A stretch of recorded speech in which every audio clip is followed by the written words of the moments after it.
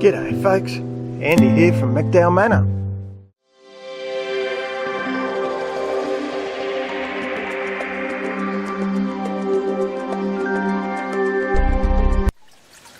That fish is an absolute whopper.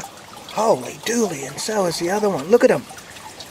Oh, they're looking for food. Jesus, they've gotten big. Wow. In fact, I've got to back up so you can see the whole bloody fish. Jeez, how good is that, eh? I haven't looked in here for a while.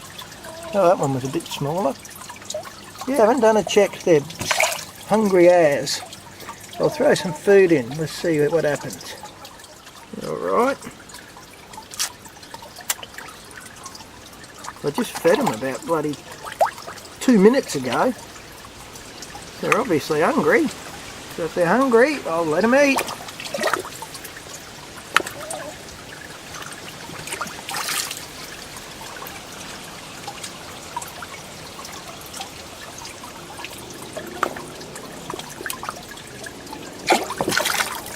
Oh, bit of action.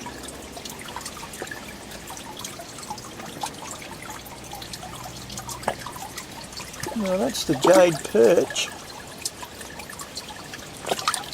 I thought that one was going to jump out and bite me in the face.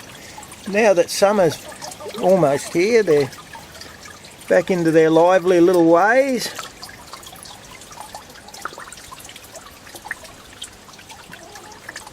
I might just tell you, so there's 3 little grey beds that sit on top of that. Now, they got hammered by the rats. Absolutely slaughtered, but I think that's slowed down a bit now, so that's good.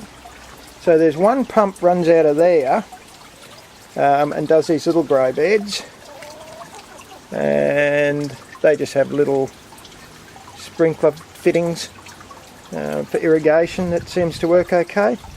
And then the big grey bed, which you've oft seen for those who watch me, yeah, I'm leaning back as far as I can, but the bloody mint's gone out of control.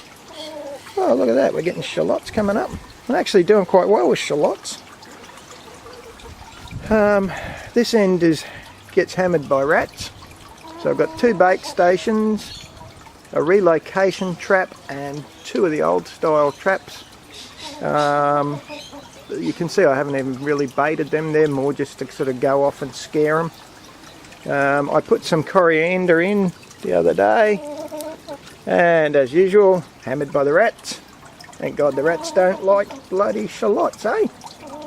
That's a mini Roma tomato growing out from amongst the mint. I've got a bit of sorrel. The kangkong's coming back now, the weather's getting hotter, which is really good.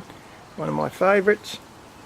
Now that one is actually pumped into by a pump down the other end, which I'll give you a look at. So that pipe there is the pipe that comes up from the pump, and the pipe beside it is where the water returns.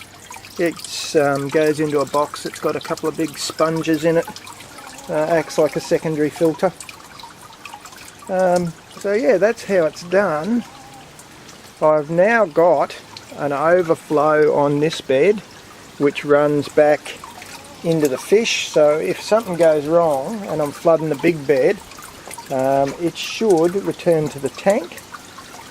I've got an overflow valve thing there for if it rains so much the tank's going to explode, which it had once before, and my answer was to put these big hardwood stumps. I put 3 of them in to stop that ever happening again. Jeez, the fish are feisty today.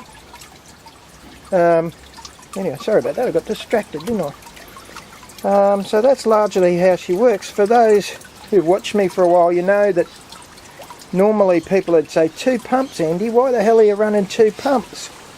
Well, the answer is I had a pump fail, and largely I only lost 1 fish because I still had 1 pumper working. So yes, I know it's a bit of redundancy, but it seems to work pretty well for me, so I'm happy about that.